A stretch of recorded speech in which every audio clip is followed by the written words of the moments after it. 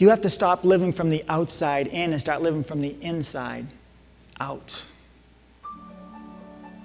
This is important. You have to stop living from the outside in, start living from the inside out. When you do that, you stop using your physical senses to determine your potential. You stop looking at your results.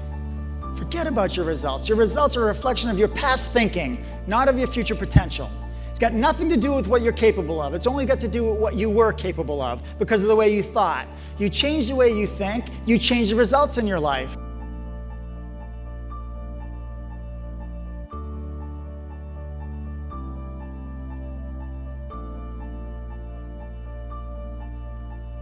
You need to create a fantasy, a picture in your mind of what it is that you want. Doesn't matter how crazy it is. If you want it, create the picture and go after it, but most people won't.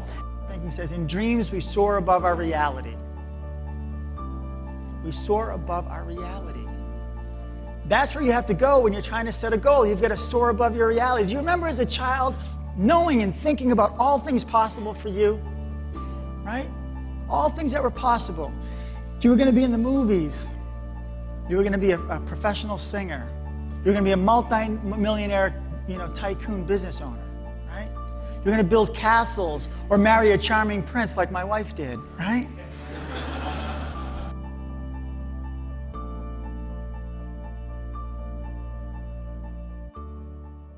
Okay, so you've got to understand you and why it is that you're holding yourself back from having the life of your dreams or the business of your dreams. If you want to improve your health, don't focus on your health, focus on you. See, you have to change what's going on the inside to change your outside world. See, if you right now have an image in your mind of somebody who's not worthy of having a wealth, or not worthy of being physically fit, or not worthy of being in a beautiful and wonderful relationship, because you're thinking like that on the inside, it can't appear on the outside. The only thing that comes out on the outside is what's going on the inside. You can decide that you're going to have a life of joy, prosperity, financial freedom, loving relationships, and guess what? That's what's going to manifest in your life. Or you can have thoughts of poverty, lack and limitation, horrible relationships, horrible work life, and guess what? That's what's going to manifest in your life. Whatever you impress on your subconscious mind is going to come into your life, good or bad, okay? And an executive from that dealership came over to me one day. I'm working on a car, and he says, why don't you apply for that position? And I thought about it, and I said, what, there's really nothing on the physical plane, right, that is evidence of me being able to be worthy of that position. So I said to him, I don't really think it's for me. He said, well, I think it is. I've heard you at meetings, and I think that you might have the right, maybe it's a new thing for us. We'll have somebody come up from the shop and take this position. So I kind of brushed it off. I went home, I talked to my wife, and she's like, Phil, this is perfect for you. She said, you've been wanting to leave that dealership because you're not happy. Why don't you take the position and change things so that you have what you want? I said, I don't know if I'm worth it. I don't know if I'm worthy of it. I talked to one of my best friends, same thing. He's like, Phil, this would be perfect for you. You can do this. So I started to believe in the belief that they had in me. And suddenly something shifted in my mind. I said, you know what? I am worthy of this position. I can do this. Why not? And I really believed I was worthy of it. No experience, no nothing. So the president of the company expected that we bring up a resume. They were interviewing people from outside of the company. Everybody was bringing a resume. Well, I had never written a resume. As a matter of fact, I wouldn't be able to write one. I'd have to use like 100 font to fill a page. I am a mechanic. That was all I was for the last 25 years.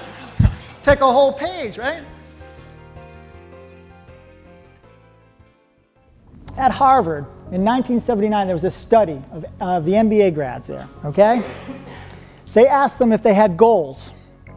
84% of these students had no goals. Imagine that, they had no goals, 84%.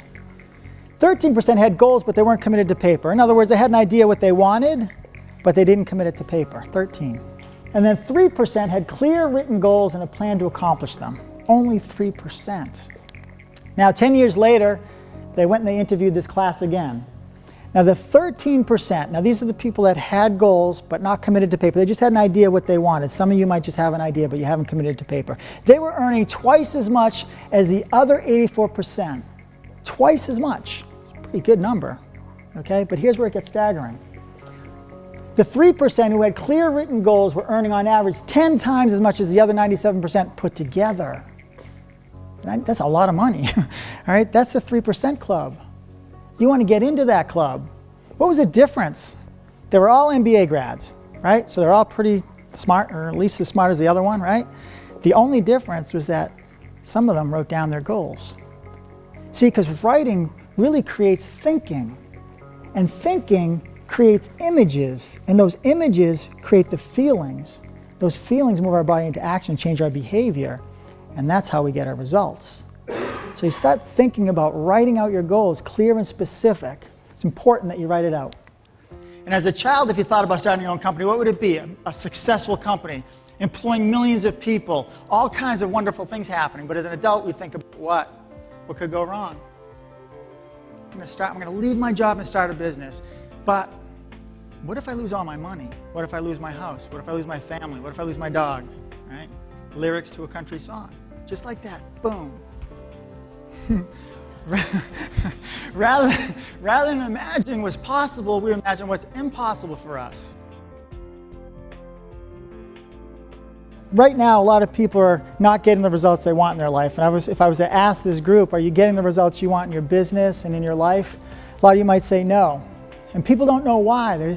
I work really hard, I try my best, but I'm not getting the results that I really want. Our mind is what controls everything in our life, and the way that we think is creating the results that we're getting in our life. We're always looking to grow and expand as humans. We're always looking for, to be more, do more, have more, right? Give more. We all know what to do, but we don't do what we know. We hold ourselves back because we don't understand that what we're thinking about is causing our results in our life. Now, the most successful people are not doing what they do for money. Successful people are in love with what they do. You got a worthy ideal, everything that you want's right there, right? Everything you want. Terror barrier comes up. Right on the other side is freedom. Everything you ever wanted is on the other side of the terror barrier. And what do? You come up against it and you say, I don't know if I can go through. I don't know if I'm worthy. Right? You're like a prisoner in your own mind, and the terror barrier is the prison guard. And he's saying, you're not going in. Raise your hand if you cut your sandwich from corner to corner. Anybody cut their sandwich from corner to corner? A few people, okay, about half the room. So the rest of you cut it down the middle, I assume? Are there a few that still cut it in 4 little corners and you eat it like a little kid? Come on, you can admit it. Up until now, have you ever thought about cutting your sandwich a certain way, or do you just cut it? Just cut it. You don't even think about it, right? Why do you cut it that way? Parent maybe cut it that way, or whoever brought you up? Before you left the home and you went out on your own, did your parents sit you down and say, hey, listen, we got to talk. Before you go out on your own, there's one thing that's really important here. Our family has always cut our sandwich from corner to corner. And I want to make sure, right? Now, that didn't happen, okay? It never happened. You just do it. You don't know why you do it. Right? Think about that first time you were in love, right? Or maybe you're in love right now. I know my wife is, okay? So think about being in love right now, right? Doesn't it feel good? The energy in the room just feels good. Everybody feels really good being in love. So that's the feeling you get. You have a thought, creates a feeling, okay? That feeling moves you into action. This chair had to be a picture in somebody's mind first. This building, right? Had to be a picture in somebody's mind first. Everything starts out as a picture. Vincent van Gogh says it best. He says, I first dream my painting, and then I paint my dream. Isn't that just beautiful? Before a painting appeared on a canvas, it appeared on the canvas of his mind. Have you ever been at a grocery store, at a big store, and you look down the aisle, and there's somebody down the aisle that is always negative, always talking about how bad his life is, how bad his marriage is, how bad work is, blah, blah, blah, negative, right? And you see him down the aisle, what do? You're like, oh, jeez, you're hiding, right? Nobody, you don't want to be seen by that person, right? Why? Because he brings you down. But let's just say that you see somebody down the aisle that's always amazing and leaving you with the impression of increase. Always saying, oh, what a wonderful day, you look great, and they're always just so kind and pleasant, right? They make you feel really good, right? What do? You run down and you're like, hey, Robert, how you doing? And you can't wait to spend some time with that person, right? You just can't wait. It's that energy. He's got it, right? I met him the first day I came here. I could just see it. You've got that energy, right?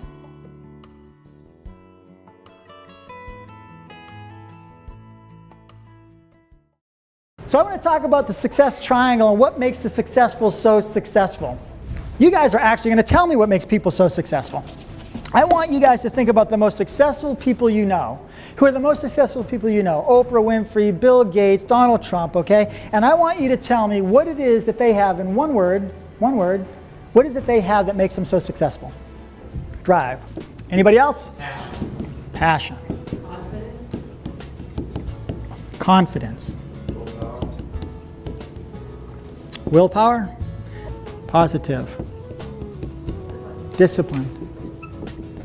Now, the way we've been taught and the way that we've been trained in school or at work, all of our corporate training and everywhere you've been, we get trained on a few things. We get trained on skills and tactics and knowledge. And if we have skills and tactic trainings and we have knowledge, okay, we're going to be successful. But you all just told me what the most successful people have that have made them so successful. So let's label all these either skills and tactics, knowledge, or attitude. Okay, you guys help me out here. So what's discipline? Is that an attitude, a skill, or a tactic, or knowledge? Skill, attitude, skill. Attitude. I'm going to do both, attitude and skill.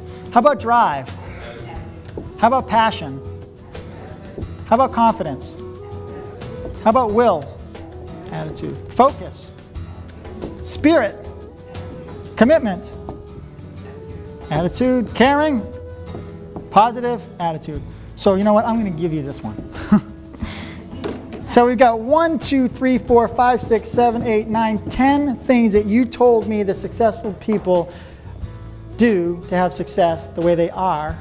And one of them has to do with skills and tactics. And none of them have to do with knowledge. Not one has to do with knowledge, knowing.